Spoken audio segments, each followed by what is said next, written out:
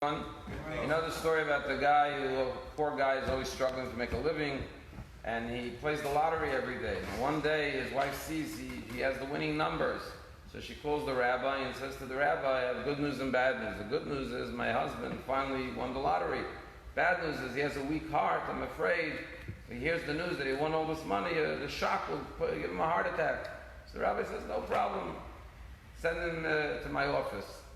The rabbi says, how much did he win? He won $100 million. Okay, so the rabbi says, I'll break the news to him. So when he comes home, his wife says, the rabbi wants to see you. He goes to the rabbi's study. The rabbi says, how you doing, Yankel? How's the parnasa? How's your livelihood? I'm struggling. But the rabbi says, you always have to have faith. Things could turn around at any moment. He said, Yankel, what would you do if you won the lottery one day that you play every day and you won $100 million? He said, Rabbi, if I won $100 million, I would split it and give half to you. The rabbi immediately had a massive heart attack and collapsed to the floor.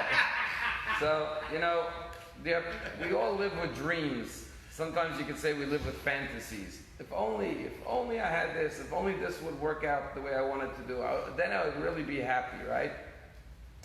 So it's interesting that there's actually a term for that. It's called wishful thinking, right? So in this week's Parsha, we have what is called the misonanim. Misonanim is the Hebrew word for complainers. Now it's interesting that Rabbi Soloveitchik says misonanim is two words, mace, onin.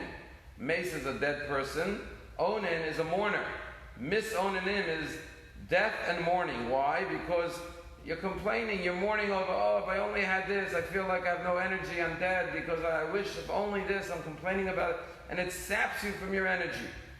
And what did the misonanim say in this week's parsha? That God took them out of Egypt, 10 plagues, split the sea, brought them to Mount Sinai, and then he rains down manna from heaven. And what do? They come to Moshe and they say, we don't like the food. What's the problem? They say, we remember Zacharnu et Hadaga, we remember the fish, Asher Nochal v'Mitzrayim, that we ate in Egypt, chinam, free. So they're wishing they were back in Egypt to eat the delicious fish they had in Egypt for free.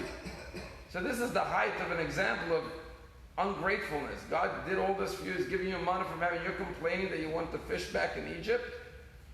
So the question the rabbis ask is, what do you mean fish for free in Egypt? We know what they ate in Egypt. They ate matzah.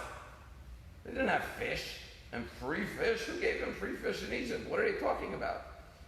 So it's fascinating that if you look at the word they said is, we remember the fish, asher nochal. Now, in Hebrew, past tense is achal.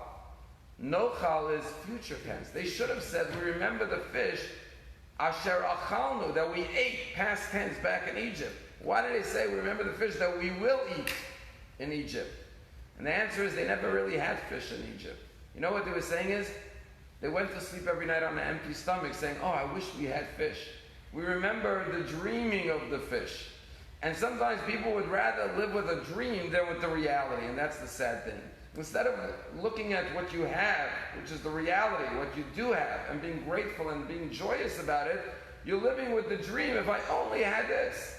And that's the tragedy of wishful thinking, that it robs you from enjoying what you actually do have.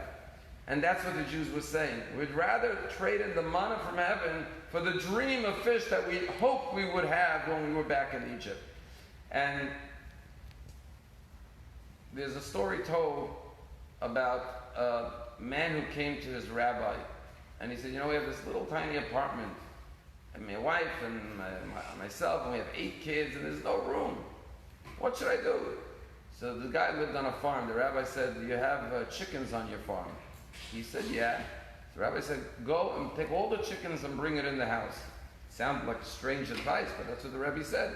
So he went the next day, put all the chickens into the house. Comes back to the rabbi and says, Rabbi, now the kids and the chickens are all over the place, jumping on the tables. It's crazy. Well, what should we do? The rabbi says, do you have any goats? He says, yeah, I got 3 goats. He says, bring the goats into the house. Okay, the Rebbe says, he goes, he brings in the goats. He comes back to the Rebbe the next day. Rebbe, there's goats and chickens running around the house in the bedroom. How are we supposed to live? What should we do? The Rebbe says, do you have any cows? He says, yeah, I have a cow. He says, bring the cow into the house. At this point, he comes back to the Rebbe. Rebbe, the cow is sitting in the middle of the kitchen. There's no way to move. It's terrible. The Rebbe says, now go and take out the cow and the goats and the chickens from the house. Comes back to the Rebbe and says, Rabbi, my house is so spacious. It's so wonderful. There's so much room. It's so fantastic. It's so wonderful. Sometimes you want to be happy. Instead of dreaming, oh, if I only had this, I'd be happy. Say to yourself, imagine if something was wrong in my life right now. You know what I would be wishing for? My life to be the way it is right now. So thank God nothing's wrong. I have my health. My kids are doing good, right? Stop dreaming for these fantasies that are robbing you of enjoying what you have at the moment. Don't be like the misonanim, like the complainers of this Parsha, because when you do that, it drains you. You become like a mace and an onan, like a mourner, a griever, and someone who is sapped of all their life and vitality.